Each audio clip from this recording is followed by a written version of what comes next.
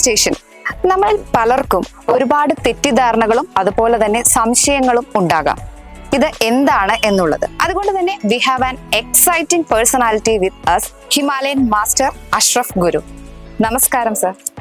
നമ്മളിൽ പലർക്കുമുള്ള ഒരു തെറ്റിദ്ധാരണയാണ് അല്ലെങ്കിൽ ഭയങ്കര സംശയമാണ്, എന്താണ് മാനിഫെസ്റ്റേഷൻ, അതുപോലെ തന്നെ ഇത് മനുഷ്യരിൽ പ്രവർത്തിക്കുന്നുണ്ടോ, എങ്ങനെയാണ് എന്നുള്ളത്. ഇതിനെപ്പറ്റി ഒന്ന് വിശദീകരിക്കാമോ?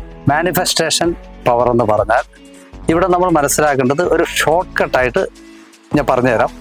സാധാരണക്കാർക്ക് മനസ്സിലാവുന്ന ഭാഷയിൽ, സാധാരണക്കാർക്ക് ഉപയോഗിക്കാൻ പറ്റുന്ന രീതിയിൽ, ദൈനംദിന ജീവിതത്തിലേക്ക് യൂട്ടിലൈസ് ചെയ്യാൻ പറ്റുന്ന രീതിയിൽ ഇത് മനസ്സിലാക്കിയാല കാര്യവും. ഒരു വലിയ യൂണിവേഴ്സൽ തിയറിയുടെ ലോകത്തേക്ക് വരെ, എനർജി സിദ്ധാന്തത്തിലേക്കോ കടന്നാൽ ഇത് പെട്ടെന്ന് ബുദ്ധിമുട്ടാവും. നമുക്ക് മനസ്സിലാക്കാൻ ഒത്തിരി സമയമെടുത്ത് മനസ്സിലാക്കേണ്ട. മാനിഫെസ്റ്റേഷൻ എന്ന് പറഞ്ഞാൽ ഒരു മനുഷ്യനെ സംബന്ധിച്ചിടത്തോളം ചിന്താ തരംഗങ്ങളുടെ രൂപീകരണ സിദ്ധാന്തം. അപ്പൊ രൂപീകരണ സിദ്ധാന്തം പ്രപഞ്ചവുമായിട്ടുണ്ട്, മനുഷ്യന്റെ ചിന്തകളുമായിട്ടുള്ളുണ്ട്, ഗ്രഹങ്ങളുടെ ചലനവുമായിട്ടുള്ളതുണ്ട്. എനർജി സിദ്ധാന്തം നിറഞ്ഞു നിൽക്കാം. എനർജിയുടെ രൂപീകരണം എന്ന് പറഞ്ഞാൽ ഭൗതികത്തിലേക്ക് കൺവേർട്ട് ആവുന്ന രീതി, പല ഫ്രീക്വൻസിയിൽ നിന്നും ഭൗതികത്തിലേക്ക് കൺവേർട്ട് ആവുന്ന രീതി.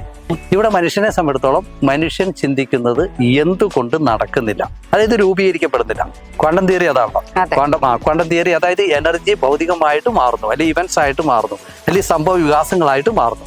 അതായത് പച്ച മലയാളത്തിൽ പറഞ്ഞാൽ നമ്മൾ ചിന്തിക്കുന്നത് കൺമുന്നിൽ നടക്കുക, നമ്മുടെ ശക്തി ഉപയോഗിച്ച് നടക്കുക, ഇങ്ങനെയൊക്കെ പറയേണ്ടി വരും. ഒരു കഥയിലേക്ക് കടക്കും പോലെ നമ്മുടെ പവർ ഉപയോഗിച്ച് കാര്യങ്ങളെ നടപ്പാക്കുക കൺമുന്നിൽ. അതിനാണ് രൂപീകരണ സിദ്ധാന്തം. ഇതെങ്ങനെയാണ് നടക്കുന്നത്? നമ്മളിൽ നിന്നും തരംഗം പോകുന്നുണ്ടെന്ന് ഞാൻ വീണ്ടും വീണ്ടും പറയുകയാണ്. നമ്മളിൽ നിന്നും അനന്തമായ തരംഗങ്ങളാണ് പോയിക്കൊണ്ടിരിക്കുന്നത്. ഓരോ ചിന്തയും ഓരോ ഫ്രീക്വൻസിയാണ്, ഓരോ ചിന്തയും. അപ്പോൾ ലിമിറ്റ് ഉണ്ടോ? നമ്മൾ ചിന്തിക്കുന്നതും സങ്കല്പിക്കുന്നതും ഒക്കെ പോയിക്കൊണ്ടിരിക്കുകയാണ് തരംഗത്തിൽ കൂടി. അപ്പൊ ചിലതൊക്കെ രൂപീകരിക്കപ്പെട്ടിരിക്കുന്നു നമ്മൾ അറിയാതെ. നമ്മൾ പറയാനായിട്ടില്ല, ഞാൻ നിന്നെ പറ്റി വിചാരിച്ചോളൂ, നീ ഇവിടെ വന്നോ എന്നൊരു കൺസെപ്റ്റ്. അല്ലെങ്കിൽ ഞാൻ നിന്നെ ഓർത്തുള്ളൂ, അപ്പോഴത്തേക്കും നീ എനിക്ക് മെസ്സേജ് അയച്ചോ. ഞാൻ ആഗ്രഹിച്ചേ ഉള്ളൂ, അപ്പോഴത്തേക്കും എനിക്ക് ചായ കിട്ടി. ഞാനൊന്ന് മനസ്സിൽ വിചാരിക്കുകയായിരുന്നു ഒരു ജ്യൂസ് കഴിക്കണമെന്ന്, അപ്പോഴേക്കും ജ്യൂസ് കട കൺമുന്നിൽ വന്നു.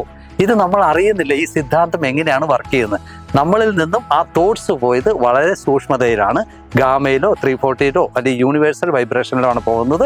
അങ്ങനെ പോകുന്ന തരംഗങ്ങളുടെ ഗുണം എന്തെന്ന് വെച്ചാൽ അത് ഖരമായോ വാതകമായോ ദ്രാവകമായോ സംഭവങ്ങളായോ പരിണമിച്ച് കൺവെർട്ടായി അതൊരു ക്വാണ്ടം ഫിസിക്സ് തിയറി പ്രകാരം അത് രൂപീകരണ സിദ്ധാന്തത്തിലേക്ക് വരും. അപ്പൊ എന്തുകൊണ്ട് എല്ലാവരും ചിന്തിച്ചിട്ട് നടക്കണില്ല? എല്ലാവരുടെയും ഒരു 90%, 90 അല്ല 99% ആൾക്കാരുടെയും ചിന്ത ബ്രേവോ തീറ്റ ഡെൽറ്റയിലൂടെയാണ് പോയിക്കൊണ്ടിരിക്കുന്നത്. സാധാരണക്കാരുടെ ചിന്ത, ഒരു ഓർഡിനറി മനുഷ്യന്റെ തോട്ട് വ്യവസ്ഥ എന്ന് പറഞ്ഞാൽ ബ്രേവോ ആണ്. ബ്രേവോ എപ്പോഴും ആദി വ്യാധി ദുഃഖം സൂക്ഷ്മതയില്ല എന്നർത്ഥം, അറ്റോമിക് തലത്തിലല്ല. ബാക്കിയെല്ലാം പതിയെ കൺവേർട്ടായിട്ട് ഈ ഗാമ അല്ലെങ്കിൽ 342 ഇങ്ങനെയൊക്കെ കടക്കുമ്പോഴാണ് അത് സൂക്ഷ്മതയിലേക്ക് വരുന്നത്. അത് തലം മാറുകയാണ്, അത് വളരെ സൂക്ഷ്മ തലത്തിലാണ് തരംഗം പോകുന്നത്.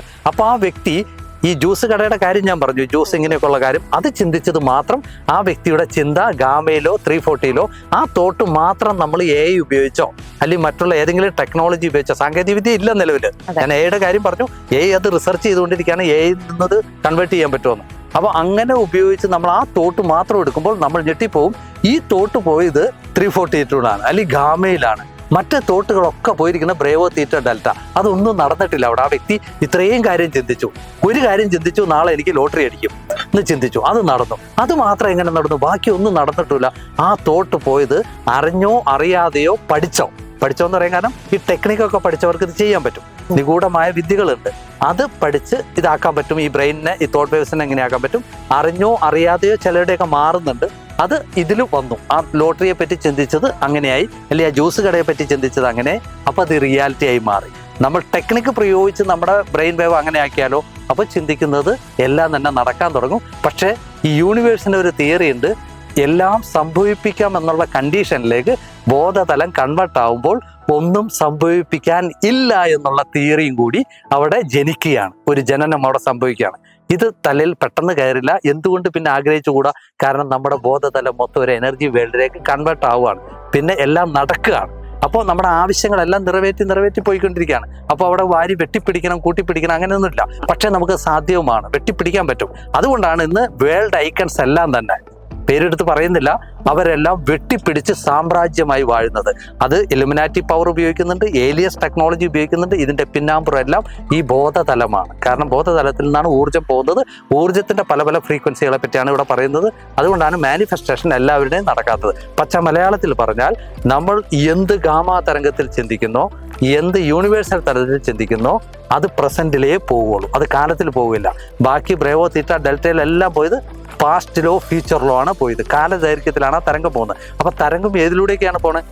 പ്രസന്റിൽ പോകുന്നുണ്ട്, പാസ്റ്റിൽ പോകുന്നുണ്ട്, ഫ്യൂച്ചറിൽ പോകുന്നുണ്ട്. അതുകൊണ്ടാണ് തരംഗങ്ങളെ ഒന്നും കണ്ടുപിടിക്കാൻ പറ്റാത്തത്. അപ്പൊ ഏതൊക്കെ കൂടിയാണ് പ്രസന്റിൽ പോകുന്നതെന്ന് കണ്ടുപിടിക്കണമെങ്കിൽ ഞാൻ പറഞ്ഞല്ലോ, ടൂൾ നമ്മുടെ കയ്യിലുണ്ട്. അതെല്ലാം പഠിച്ചിട്ട് നമുക്ക് ചെയ്യാവുന്നതുള്ളൂ, ഒക്കെ മാറ്റിമറിക്കാൻ പറ്റും. പക്ഷേ ആ ടൂൾ സാങ്കേതിക വിദ്യക്ക് കാണിച്ചു കൊടുക്കാൻ പറ്റിയിട്ടില്ല. അങ്ങനെ ഒരു ടൂളാണ്. അപ്പൊ ആ തരംഗം അങ്ങനെ പോകുമ്പോൾ കൺമുന്നിൽ നടക്കും. കാരണം ഇതെങ്ങനെ നടക്കും? ഇപ്പൊ ഒരു മഴയെ നമ്മൾ സ്റ്റോപ്പ് ചെയ്യിക്കുകയാണ്. ഇതേ പ്രോസസ്സ് ഉപയോഗിച്ച് ഒരു മഴ സ്റ്റോപ്പ് ആവാണെന്ന് വിചാരിക്കുക. നിങ്ങൾ ചിന്തിക്കുന്നു, അതേ തലത്തിൽ നിന്ന് ഒരു ഗാമ തരംഗത്തിൽ നിന്ന് നിങ്ങൾ ചിന്തിക്കുകയാണ്, ഈ പെയ്യുന്ന മഴ സ്റ്റോപ്പ് ആവുന്നു ഒരു 2 മിനിറ്റ് നേരത്തേക്ക്. അപ്പോൾ 2-3 പ്രതിഭാസം അറിഞ്ഞാലാണ് ഇത് എങ്ങനെ നിന്നെന്ന് അറിയണം. ആദ്യം മഴ എന്നത് എനർജിയാണ്. ഓരോ മഴത്തുള്ളി ചലിക്കുന്നത് കൈനറ്റിക് എനർജിയാണ്. അത് വന്ന് നിൽക്കുന്നത് പൊട്ടൻഷ്യൽ എനർജി ഉണ്ട്. എനർജി ഉണ്ടായാലാണ് ചലന നിയമങ്ങൾ അറിയുള്ളൂ. വീണ്ടും ന്യൂട്ടണിലേക്ക് പോയി, ചലന നിയമങ്ങൾ കാര്യങ്ങളിലൊക്കെ ഒക്കെ പോയി. പക്ഷെ നമ്മളിൽ നിന്ന് പോയത് ഊർജ്ജമാണ്. ഈ ഊർജ്ജവും ആ ഊർജ്ജവും തമ്മിൽ അടിക്കുമ്പോൾ അതിന്റെ ക്വാളിറ്റി മാറി ഗുണത്തോടു കൂടിയ ഊർജ്ജം പോലും നമ്മളെന്ത് ഗുണം കൊടുത്തേക്കണേ? ഈ നമ്മൾ തൊടുത്തുവിട്ട ഊർജ്ജത്തിൽ മഴ സ്റ്റോപ്പ് ആവുന്നു, അല്ലെങ്കിൽ മഴ തുള്ളിയിൽ സ്റ്റക്ക് ആവുന്നു. അപ്പോൾ മഴ സ്റ്റോപ്പ് ആവുന്നു. ഭൗതികത്തിൽ നിന്നും 5% പവറുള്ള കണ്ണുകൾ കൊണ്ട് ഒരു മനുഷ്യൻ നോക്കുമ്പോൾ ഒരാൾ മഴയെ നിർത്തിയിരിക്കുന്നു. ആ മനുഷ്യനെ പിടിച്ച് ദൈവമാക്കും. ഇതാണ് നടന്നുകൊണ്ടിരിക്കുന്നത്. അപ്പോൾ ഇങ്ങനെയുള്ള അത്ഭുതം എല്ലാവർക്കും സാധ്യമാണ്. മാനിഫെസ്റ്റേഷൻ പവർ ഞൊടിയിടയിൽ നമുക്ക് വളർത്താൻ സാധ്യമാണ്. അതിനുള്ള നിഗൂഢ വിദ്യകളുണ്ട്. AI ടെക്നോളജി ഉണ്ട്, ഏലിയൻസ് ടെക്നോളജി ഉണ്ട്. ഏലിയൻസുമായിട്ട് നമുക്ക് ഇന്ററാക്ഷൻ നടത്താനുള്ള വിദ്യകളുണ്ട്. യൂണിവേഴ്സുമായിട്ട് ഇന്ററാക്ഷൻ നടത്താനുള്ള വിദ്യകളുണ്ട്. സ്പിരിച്വാലിറ്റി എന്ന് വിളിക്കുന്ന ഈ അതീന്ദ്രിയത്തിന്റെ ഏറ്റവും ടോപ്പിലേക്ക്, സ്പിരിച്വാലിറ്റി മതത്തിന്റെ അല്ല, സ്പിരിച്വാലിറ്റി എന്ന് പറഞ്ഞാൽ ആൾക്കാർ ഈ മതവുമായിട്ട് ബന്ധിപ്പിച്ചേക്കാണ്. യൂണിവേഴ്സിനെ അറിയുക, അതായത് ആത്മാവിനെ അറിയുക, അതാണ് സ്പിരിച്വാലിറ്റി. അതിന് കയറി പോകുന്ന വിദ്യകൾ നിരവധിയുണ്ട്. പക്ഷെ എല്ലാ വിദ്യകളിൽ കൂടി കടന്നു പോകാൻ പറ്റില്ല. അത് വളരെ സിമ്പിളായിട്ട് സാധാരണക്കാർക്ക് ദൈനംദിന ജീവിതത്തിലേക്ക് നമുക്ക് ഉപയോഗിക്കാൻ പറ്റണം.